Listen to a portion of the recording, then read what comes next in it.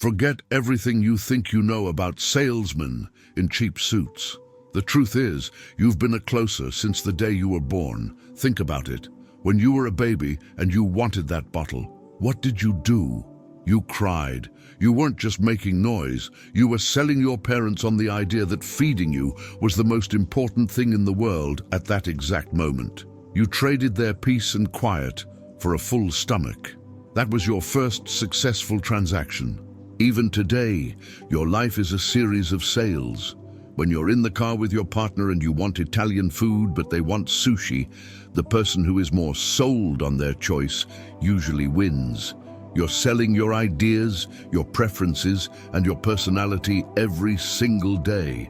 If you're not getting what you want out of life, it's usually because you haven't mastered the art of the exchange. Sales is just the exchange of a service or a product for money, but at its heart, it's about human connection and influence.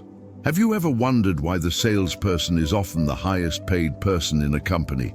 It's not a fluke. It comes down to something called proximity to revenue. Think of a company like a living organism. At the very edge, you have people like the janitor. Now, the janitor is important, but they usually work after hours when the business is closed. They are far away from the cash flow. Then you have the accountants. They're closer because they handle the money, so they get paid more. But the salesperson, they are the ones actually bringing the money in. They are the tip of the spear. When you are the person responsible for the revenue stream, you get a slice of that pie. You aren't just an expense on a spreadsheet. You are the reason the spreadsheet exists. Whether you're selling watches, legal advice, or your own time, the closer you stay to the buy button, the more control you have over your own destiny. People talk a lot about job security, but real security doesn't come from a contract. It comes from a skill set. I always say you could have a cure for cancer in a pill that costs $1, but if you don't know how to sell it, that pill stays on a shelf and helps nobody. Look at what happened during the recent global pandemic. When companies had to cut costs, who was the first to go? Usually the people furthest from the revenue, but a great salesperson. An owner wouldn't even dream of letting them go because that person is the one keeping the lights on. Learning to sell is like building a fortress around your career. Once you know how to convince someone to trade their hard-earned money for what you're offering, you will never be hungry a day in your life. Sales isn't a dirty word. It's the fuel that runs the entire global economy.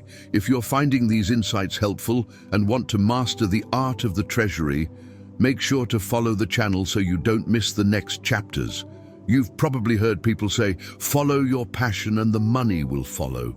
Well, in the real world of sales, that's not always the best advice. If you're obsessed with sports, it doesn't mean you should go sell sports cards. Sometimes, being too close to the product makes you a bad salesman because you're thinking like a fan, not a closer.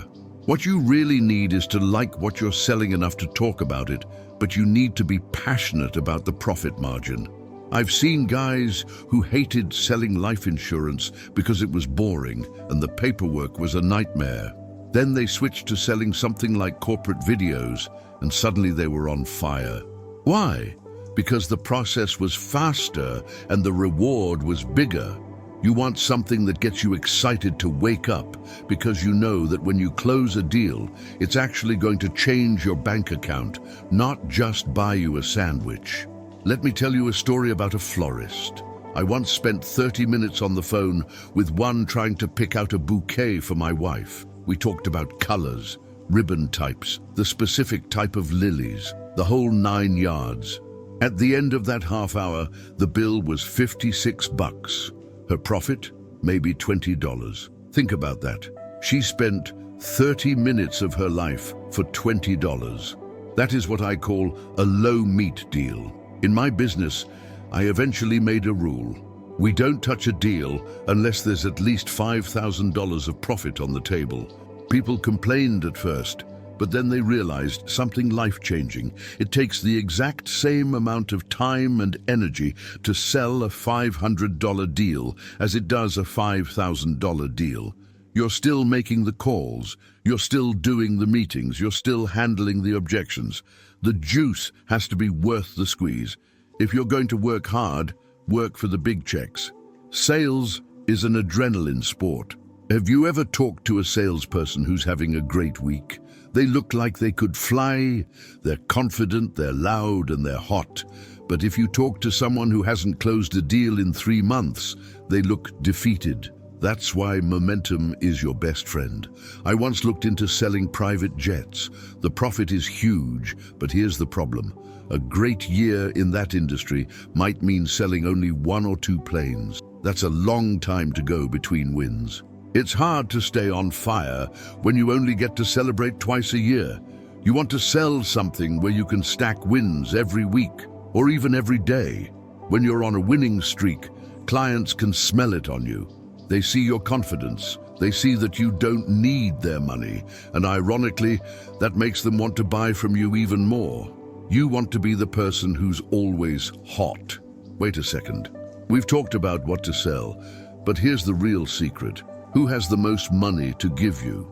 In the next chapter, I'm going to show you how to hunt whales instead of minnows, and why the biggest clients are actually the easiest to close. What's the biggest obstacle you face when trying to sell something expensive? Is it the price or just finding the right person? Let me know in the comments. I have a mantra in my business, and it involves the game of Jenga. You know the game. You pull out blocks one by one until the whole thing falls over. When I'm looking for a client, I want to make sure my contract is like a tiny, insignificant Jenga piece.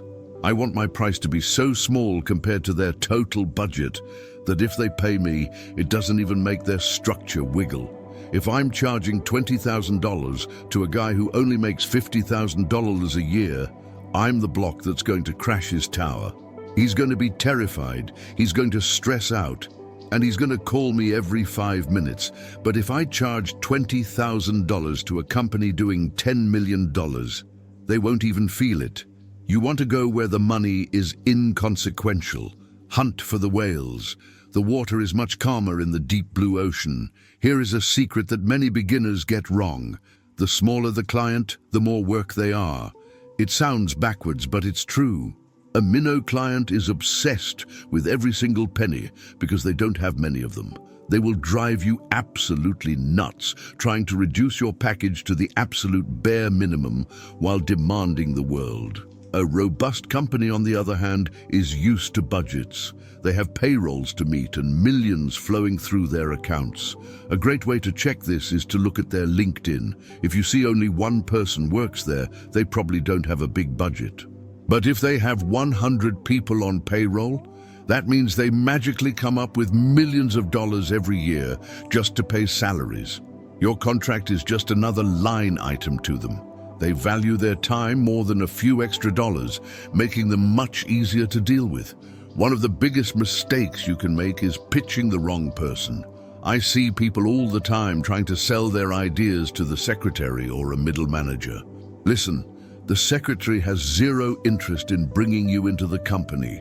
In fact, they might even resent you.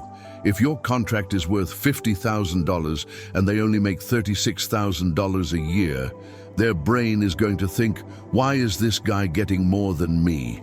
You need to get to the decision maker. That's almost always the owner, the CEO, or the president. Their signature is on the check, and their mind is programmed for growth, not penny pinching. I've had people tell me, don't bother with my boss, he's cheap. I ignored them, got the meeting with the boss anyway, and walked out with a signed contract. Why? Because owners want to invest in their business. Don't waste your breath on people who can't say yes. Go straight to the king. In the next chapter, I'm going to show you how to find these people without spending a dime on ads. We're going to talk about your power base and why you're sitting on a pile of gold you haven't even touched yet. Have you ever had a nightmare client who paid very little but demanded everything? What happened? Tell me your story in the comments.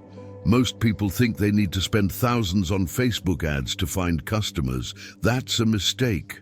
The best leads you will ever find are already in your phone. I call this your power base. These are the people who already know you, like you, and trust you. Friends, family, old schoolmates, or former co-workers. I remember when I started my first big commercial video company. Do you know who my first client was? My father-in-law. Why? Because he trusted me. If you truly believe your product is the best, you're doing your friends and family a disservice by not telling them about it. Trust is the most expensive currency in sales. If you have a track record with someone, you've already won half the battle. Don't be shy, pick up the phone and see how your new venture can help the people you already know. There's an old saying, fly under the radar. In sales, that is the worst advice you could ever take. If nobody knows who you are, nobody can give you money. I take the opposite approach. I want to fly so high over the radar that I'm the only thing people see. I once worked in a niche business recycling metal powder. It was dangerous and specific, and the VP of the company wanted to keep it a secret so competitors wouldn't find out. I told him he was crazy. If we don't tell the world we can do this, the world can't hire us. You have to be willing to get attention, write articles, get on podcasts, and talk to everyone. If you're scared of your competitors knowing what you're doing, you don't trust your ability to outsell them. Be so loud that you become the only option in your space. Today, we have the greatest gift ever given to salespeople: social media, specifically LinkedIn. People on LinkedIn are actually looking for business, which makes it a goldmine. But you can't just post once and hope for the best. You need omnipresence. You want to be in their face every single day. You want to own your space like Xerox owns photocopies or Kleenex owns tissues. When someone thinks of your industry, whether it's insurance, watches, or window washing, your face should be the first thing that pops into their mind. I once struggled to get noticed on LinkedIn, so I filmed a video of myself jumping up and down on top of a car while giving a pitch. It went viral. Why? Because I broke the professional norm and grabbed people's attention. Once you have their eyes, you can get into their pockets. We've got the leads, but how do you make sure you aren't leaving money on the table? In the next chapter, I'm going to show you how to price your services so high it makes you nervous, and how to make the client thank you for it. A lot of people think that to get a deal, they have to have the lowest price. That is a massive mistake. If your price is too low, you lose your motivation. If you aren't making a healthy profit, what I call meat on the bone, you aren't going to get out of bed excited to do the work. You won't go the extra mile for the client because deep down, you feel like you're doing them a favor for free. You have to charge what you are worth. When you have enough profit built in, you can afford to give the client incredible service. If they ask for something extra, you can say yes with a smile because you've already worked that into your pricing. Remember, you cannot provide a phenomenal experience on a bargain bin budget.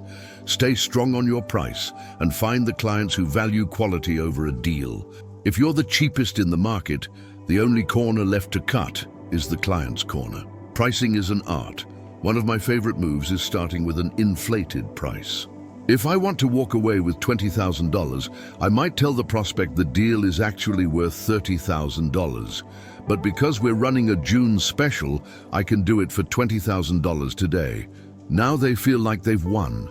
Another trick? Never lower the price without taking something away or adding value. If they say $20,000 is too much, don't just drop to $15,000.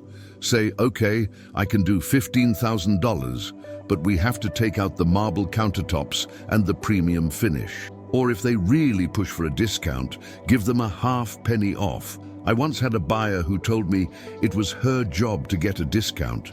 I gave her half a penny off per unit. She was thrilled because she could go back to her boss and say she negotiated a better deal.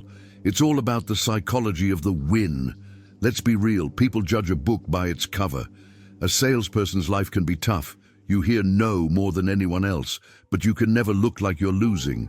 You should be the best dressed person in the room. I once won a contract where I was double the price of my competitor, and the buyer told me, "I just like you, and honestly, I really like your jacket. Your energy is infectious. If you walk into a room looking sharp and sounding upbeat, people want to be around you." Most people in business are miserable. They drudge through the day and go home to watch Netflix. If you are the positive, can-do person who smiles even when they say no, you become a magnet for success. Record yourself. How do you sound? Is your good morning full of energy, or does it sound like you're tired of life? Be the person people want to do business with, and the money will follow. We are almost there. In the final chapter, I'm going to show you the Jewish masterclass in closing the deal, how to handle every objection, how to get the credit card in your hand, and the spiritual secret that brings it all together. Before we hit the finish line, I have a question for you. Do you feel guilty when you ask for a high price? Why or why not? Drop your thoughts in the comments. Every sale on planet Earth, unless it's a random Amazon purchase, starts and ends with a meeting. This is your stage. But people hate meetings. They think they're a waste of time. To get a whale into a meeting, you have to be clever. When I reach out on LinkedIn, I don't ask for a meeting today. I say, let's hop on a call sometime next week. It's non-committal. When they say yes, I pin them down. How about Tuesday at 2:00? If they dodge, I say, let's book it anyway. If you need to move it, we move it. Then I load them with calendar reminders, an hour before, 10 minutes before, until I'm the only thing on their mind. If they're still radio silent, break the noise. Send a personalized video message. Seeing your face and hearing your voice builds instant trust. And if that doesn't work, just show up at their office. Is it unprofessional? Maybe. Is it effective? 1000%. When you're standing in their lobby, they will almost always give you a moment. If they say they're too busy, give them the 4-minute rule. Say, give me 4 minutes. If you don't like what I have to say, I'll hang up on myself. Everyone has 4 minutes. If you can't sell your dream in 4 minutes, you don't have a dream. You have a hobby. When it's time to pitch, make it tight. Use videos, use PDFs, give them something tangible to touch. And when you give the price, give it like you're asking someone to pass the ketchup. By the way, the price is $15,000. Then, and this is the hardest part, be absolutely quiet. The first person to speak loses. Let them sit in that excruciating silence for 5 seconds while they process it. Once they agree, don't ask if they want to buy. Assume they already have. Ask, should I make the invoice out to the company or you personally? This is assuming the close. If they hesitate, pass them the pen. I walk into every meeting with a physical contract. If they say, I need to talk to my partner, tell them I get it, but your partner's going to love that you negotiated this price down.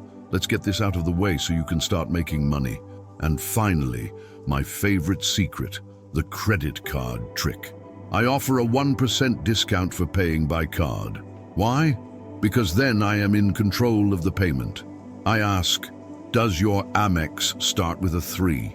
They say yes. And I don't stop writing until I have every digit. Do not leave that room without the mazel tov moment of a signed deal. You might be wondering, what does God have to do with a sales channel? In the secret Jewish tactics, the answer is everything. You can have the best leads, the sharpest suit, and the tightest pitch, but at the end of the day, the result is in higher hands. Think of a farmer. He can buy the best seeds, use the best tractor, and plant in the best soil. But he can't make it rain.